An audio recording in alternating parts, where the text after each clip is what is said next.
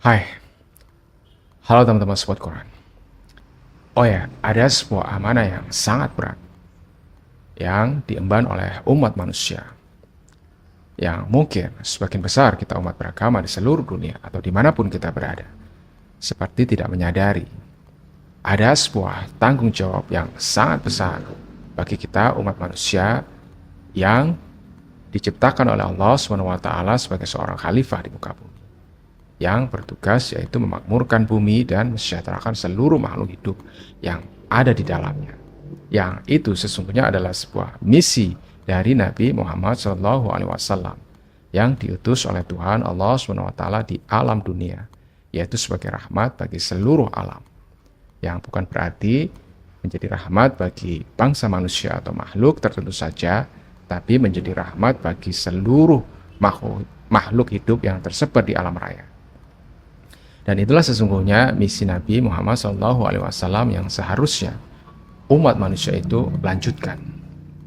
Nah, mungkin sebagian besar kita umat beragama di manapun kita berada beranggapan bahwa tugas pokok umat manusia di dunia itu ya hanya menjalankan perintah Tuhan Allah SWT yang berkaitan dengan aktivitas ritual keagamaan semata. Ya kan? Nah, namun jika kita renungkan atau kita pikirkan, sesungguhnya manfaat dan keuntungan dari semua aktivitas ritual keagamaan yang diperintahkan oleh Allah SWT dan diajarkan oleh Nabi Muhammad SAW ke seluruh umat manusia. Sesungguhnya manfaat dan keuntungannya itu untuk Allah. Apakah kembali ke diri manusia itu sendiri sejatinya? Nah, pastilah kembali ke diri manusia itu sendiri, bukan? Yaitu agar dengan menjalankan ajaran agama dan aktivitas ritual keagamaan tersebut, maka perilaku umat manusia di dunia akan menjadi baik.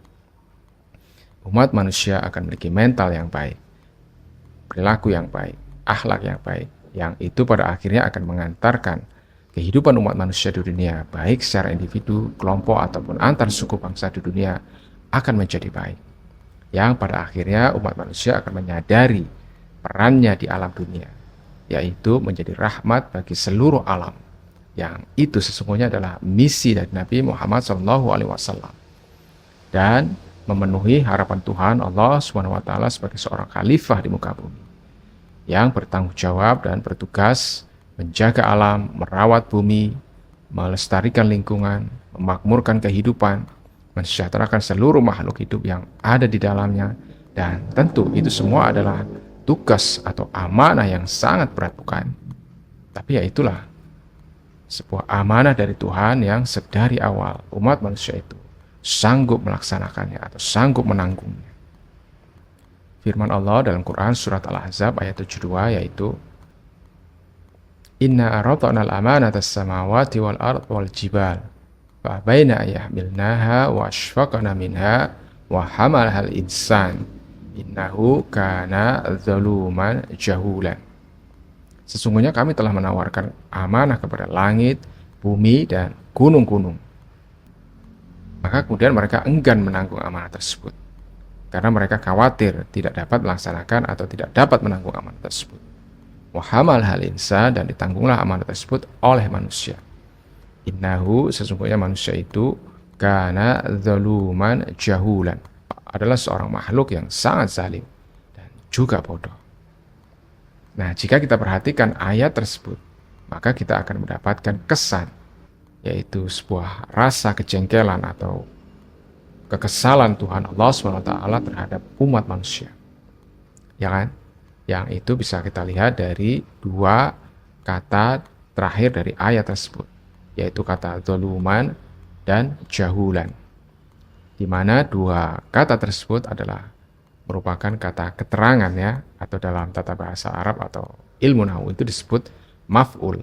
Ada dua maf'ul, di mana maf'ul yang kedua seperti menambahkan atau menguatkan atau menjelaskan dari kata keterangan yang pertama, yang seolah-olah Allah SWT seperti mengatakan, sudahlah manusia itu adalah makhluk yang sangat zalim dan bodoh lagi.